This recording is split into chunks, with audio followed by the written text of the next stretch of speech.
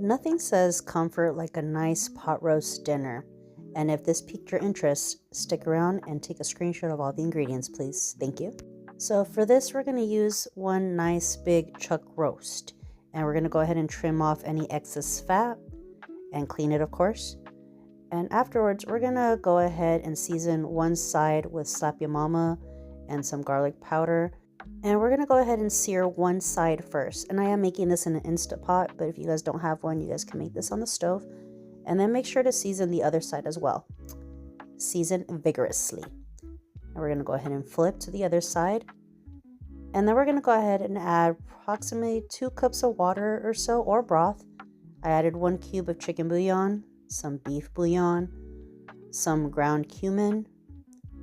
And we're going to go ahead and cover that up and cook that in the Instant Pot for 45 minutes.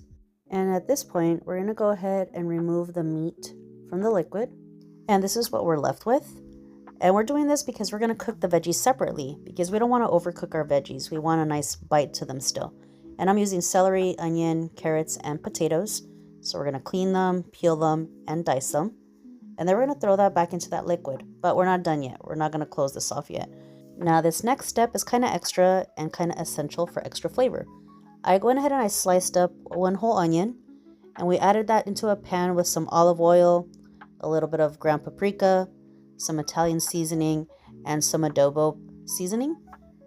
And we're also going to add a little bit of horchata sauce to that as well.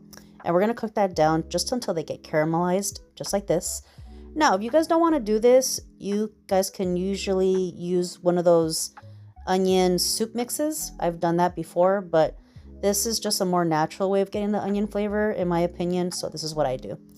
And to that onion mixture, we're going to go ahead and add a couple tablespoons of butter and a couple tablespoons of flour.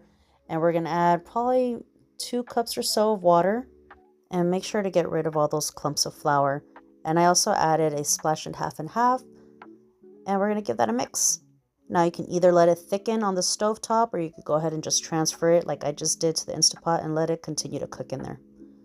And we're going to close that off and cook it for an additional 3 minutes. And then we're going to go ahead and transfer our meat back for another 5 minutes. And she looks like this.